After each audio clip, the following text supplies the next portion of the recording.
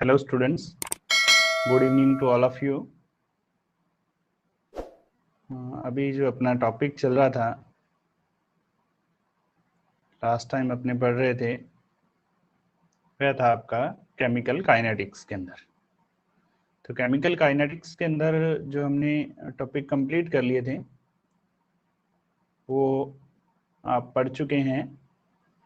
First order reaction, second order reaction, zero order reaction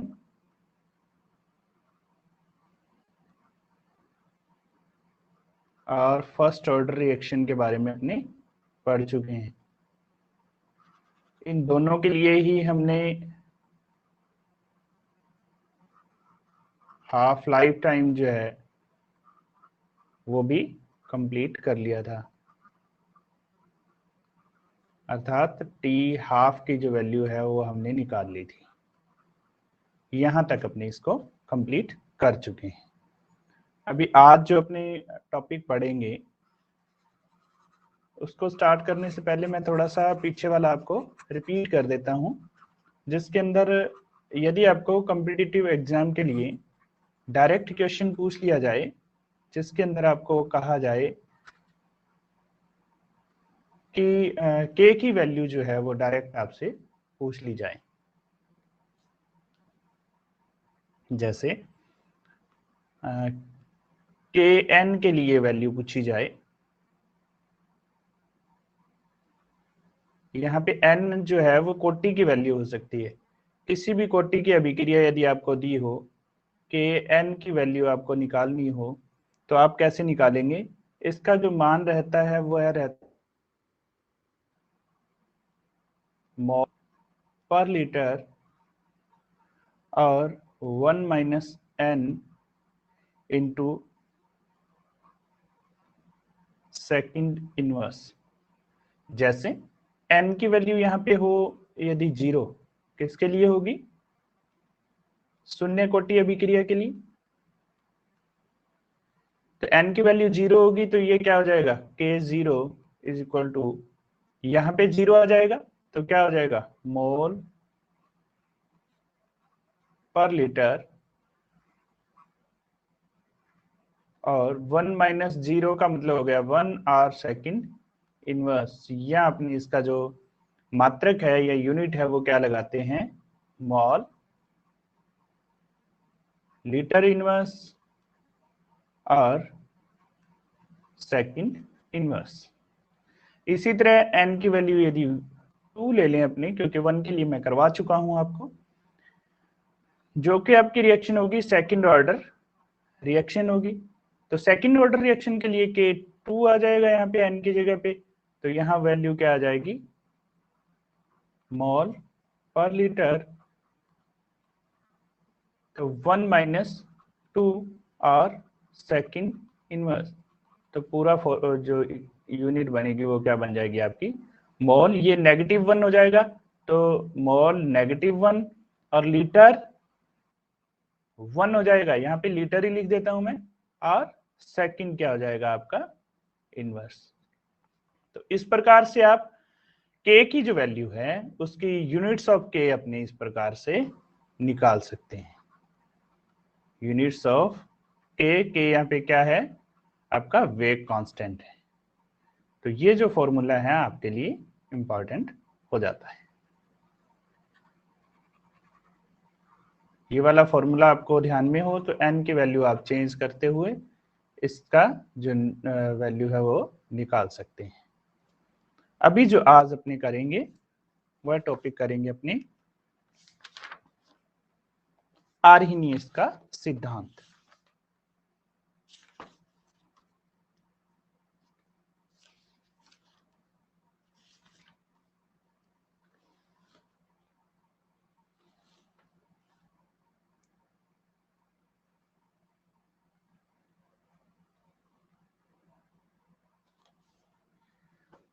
आपका topic है आज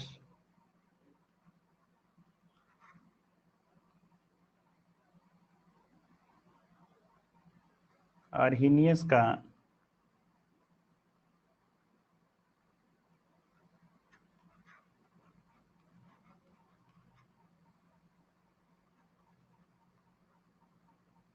या आर्हीनियस सिद्धांत भी कह देते हैं इसको।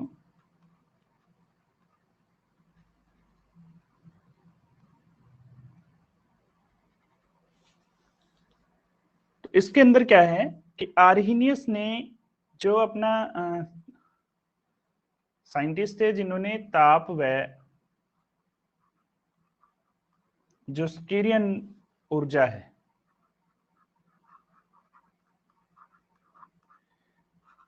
स्टीरियन ऊर्जा जिसको अपने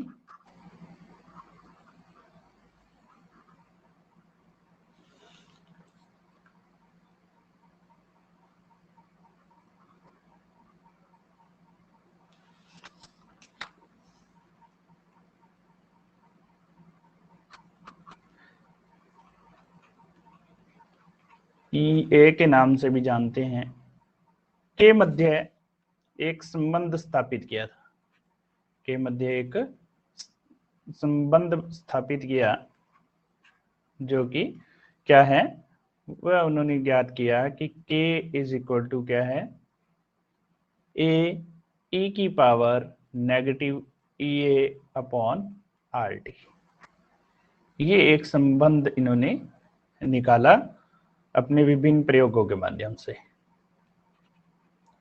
यही आपका जो है आर्हीनियस इक्वेशन के नाम से भी जाना जाता है। इसको आर्हीनियस समीकरण भी कहा जाता है, आर्हीनियस समीकरण भी कहा जाता है। तो यहाँ ये जो समीकरण है, इसके अंदर आपको यदि आगे की वैल्यू अपने को ज्ञात करनी हो तो हम क्या कर सकते हैं कि जो समीकरण ये है इसका लघुगणक लेने पर या लॉग लेने पर,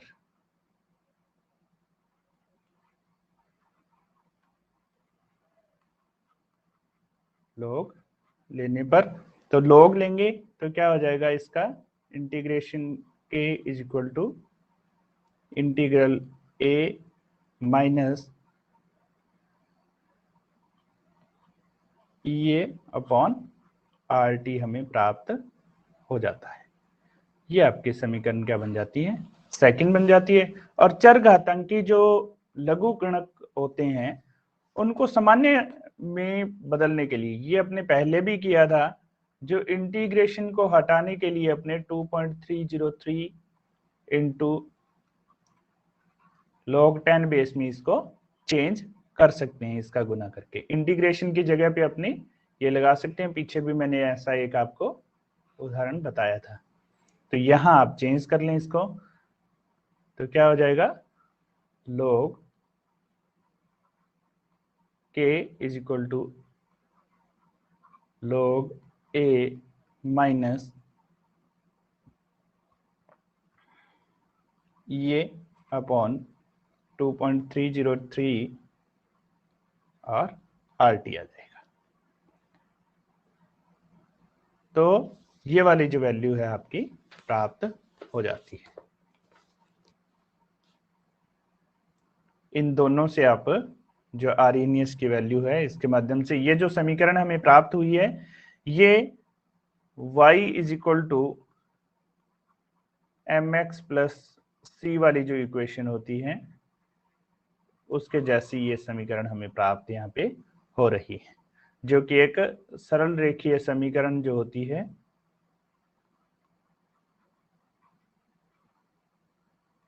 सरल रेखीय समीकरण हमें प्राप्त हो रही है, जिसका प्रकार कैसा है, y is equal to mx plus C के तरह इसका प्रकार है। और यदि इसी को अपने ग्राफ रूप में देखना चाहें तो क्या हो जाएगा, देखिए यहां यदि अपने लें log k और यहां यदि 1/t को अपने लें तो यहां हमें इस प्रकार का ग्राफ दिखाई देगा, जिसकी ढाल जो होगी, जिसकी ढाल जो होगी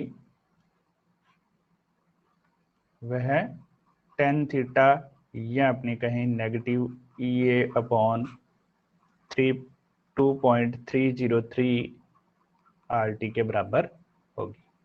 इस प्रकार से अपने इसको ये वाली वैल्यू जो है प्राप्त होती है। तो यहां यदि स्टीरियन ऊर्जा जो है आपकी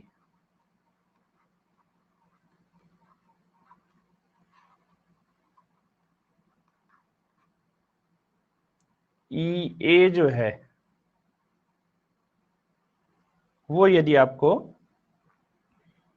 ज्ञात करनी हो तो आप कैसे निकाल सकते हैं इसको, नेगेटिव 2.303203 RT इसका के साथ इसका क्या हो जाएगा, मल्टीप्लाई से अपने स्टीरियन ऊर्जा भी निकाल सकते हैं, क्योंकि यहाँ ये वाली जो वैल्यू है EA वो क्या है आपकी स्टीरियन ऊर्जा होती है।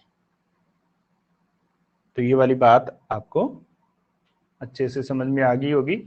तो नेक्स्ट जो बात है, जो अभी अपने स्टीरियन ऊर्जा की बात कर रहे थे, उसको मैं आपको डिटेल में बता देता हूं। स्टीरियन ऊर्जा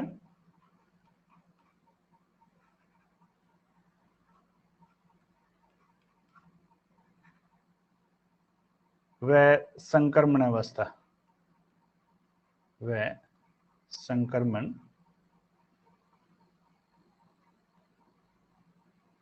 अवस्था, जिसको इंग्लिश में कहते हैं एक्टिवेशन एनर्जी,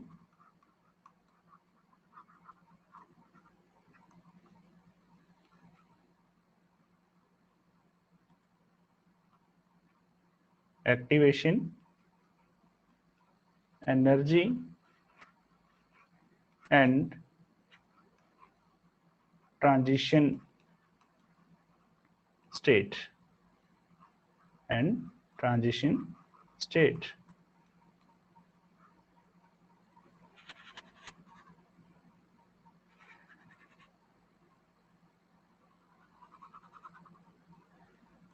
इस चीज के लिए देखिए,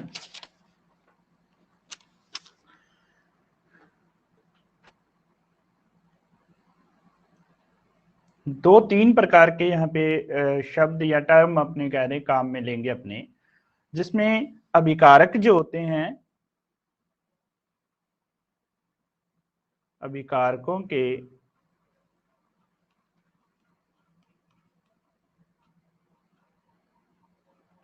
अणुओं के पास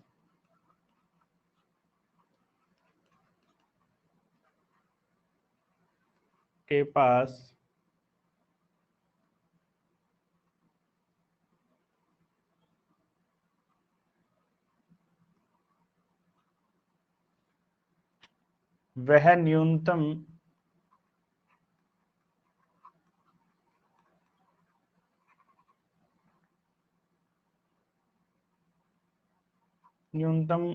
अतिरिक्त ऊर्जा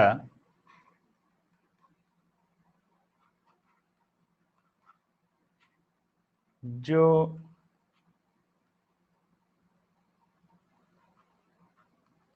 किसी अभिक्रिया को संपन्न कराने के लिए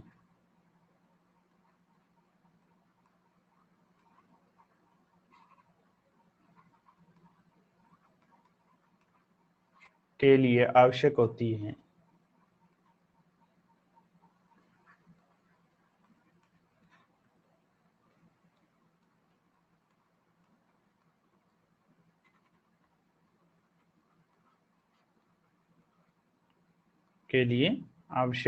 है, वह क्या कहलाती है आपकी स्टीरियन ऊर्जा कहलाती है। स्टीरियन ऊर्जा कह दें या उसको एक्टिवेशन एनर्जी कह देते हैं।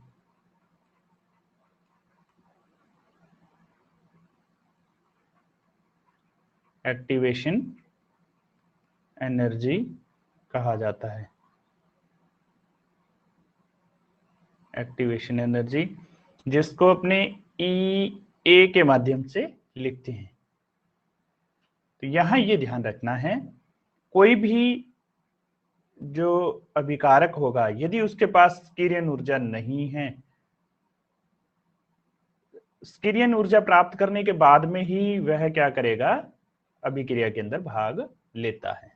तो ये वाली चीज आपको ध्यान में रखनी है। दूसरी बात आती है देहली ऊर्जा।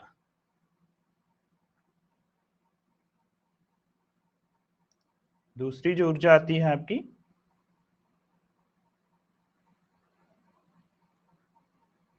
देहली ऊर्जा।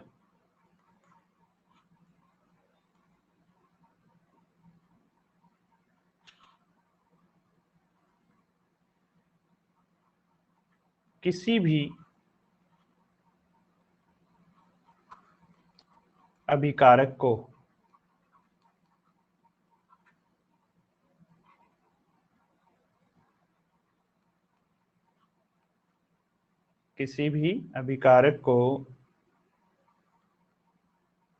उत्पाद में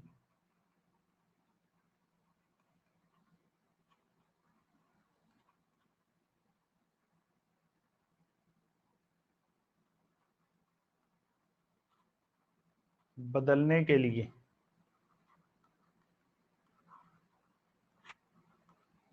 आवश्यक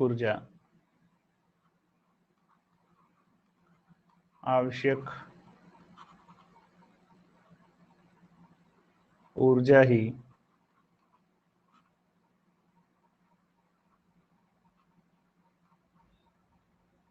क्या कहलाती है आपकी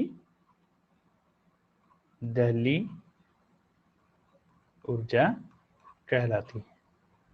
यहां ये ध्यान रखना है कि किसी भी अभिकारक के पास न्यूनतम जो ऊर्जा होती है, न्यूनतम ऊर्जा होगी, उसको भी अभी अपने पढ़ेंगे। न्यूनतम ऊर्जा होती है औसत ऊर्जा को कहा जाता है न्यूनतम ऊर्जा। जो किसी भी अभिकारक को संपन्न करवाने के लिए, अभिक्रिया को संपन्न करवाने के लिए क्या आवश्यक हो, वो तो आपकी है स्कीरियन ऊर्जा।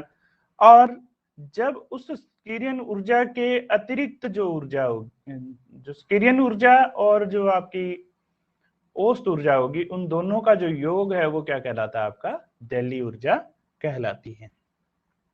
तो देखिए आप देहली ऊर्जा को ये भी कह सकते हैं कि देहली ऊर्जा इज इक्वल टू औसत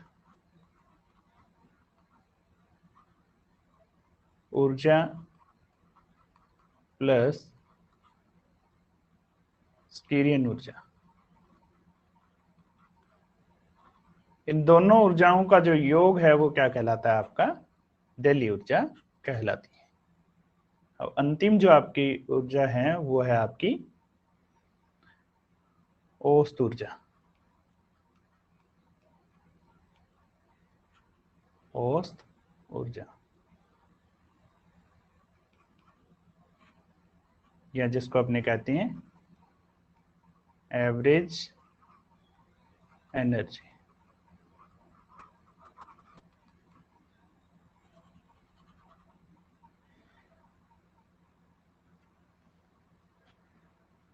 ऐसी ऊर्जा या कहते हैं वह न्यूनतम ऊर्जा, वह न्यूनतम ऊर्जा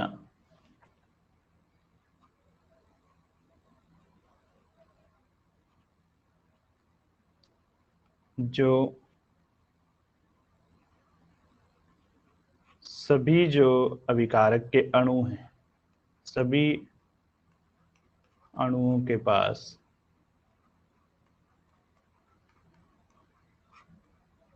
होती हैं, या अपने कह दें कि वो क्या करते हैं टक्कर के माध्यम से,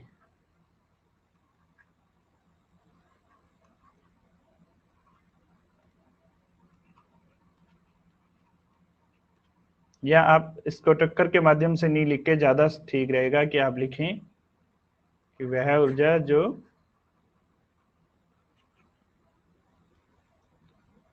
सभी की जगह पे आप लिख लें सक्रिय अणुओं के पास। जो अणु अभिक्रिया के अंदर भाग लेते हैं वे क्या कहलाते हैं आपके सक्रिय अणु या एक्टिव अणु कहलाते हैं। वह न्यूनतम ऊर्जा जो सक्रिय अणु के पास होती है उसे क्या कहते हैं औसत ऊर्जा कहा जाता है। औसत ऊर्जा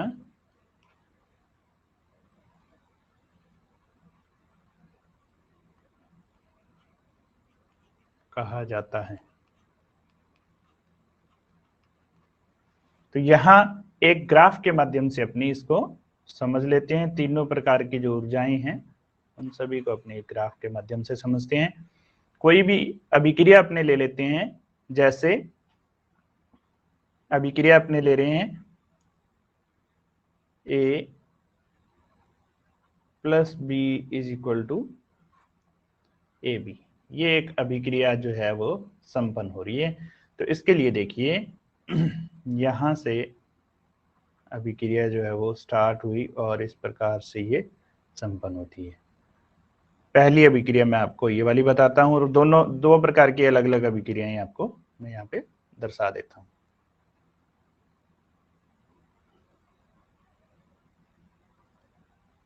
तो यहां पे अपने ले रहे हैं एनर्जी और यहां पे अपने ले रहे हैं अभिक्रिया की प्रकृति या अभिक्रिया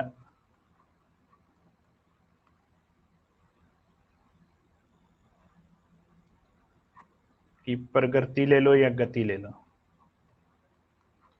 ये अभिक्रिया किस दिशा की ओर संपन्न हो रही है। यहां जो होगा प्रारंभ के अंदर ए और बी जो है वो क्या होंगे, आपस में यहां मिलेंगे। ये जो ऊर्जा है यहां तक की जो ऊर्जा होगी, यहां से लेकर यहां तक वाली, ये जीरो वैल्यू नहीं है। तो जीरो वैल्यू नहीं है तो ये कौन सी ऊर्जा है, आपकी औसत ऊर्जा है। औसत ऊर्जा है। अब औसत ऊर्जा से अधिक, यहां आप जब पढ़ेंगे अभिकारकों के अणुओं के पास वह न्यूनतम अतिरिक्त ऊर्जा, ठीक है, न्यूनतम अतिरिक्त ऊर्जा की अपने बात की है जो किसी अभिक्रिया को संपन्न करवाने के लिए आवश्यक होती है। तो यहां आप देखिए अतिरिक्त ऊर्जा कौन सी है, यहां से लेकर आपके पास यहां तक, ये जो ऊर्जा आपकी कहलाएगी वो क्या कहलाएगी, आपकी ये ऊर्जा कहलाती है आपकी स्कीरियन ऊर्जा। ये जो ऊर्जा है जो मैं ब्लू कलर से दर्शा रहा हूं, ये आपकी ऊर्जा क्या कहलाएगी, स्कीरियन ऊर्जा होगी। यहां यदि आप दर्शाएंगे तो ये वाली ऊर्जा होगी,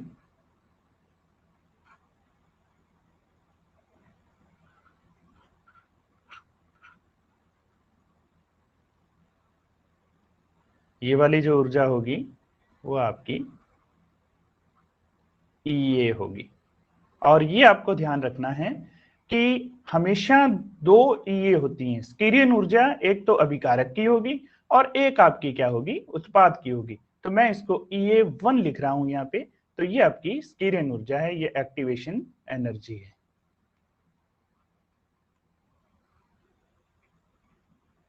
अब इन दोनों का जो टोटल है, यहां यदि अपने देखें, इन दोनों का जो टोटल आएगा वह आपका क्या कहलाएगी, यहां से लेके मैं यहां तक की यदि बात करता हूं तो ये जो आपकी कहलाती है वो आपकी होती है देहली ऊर्जा।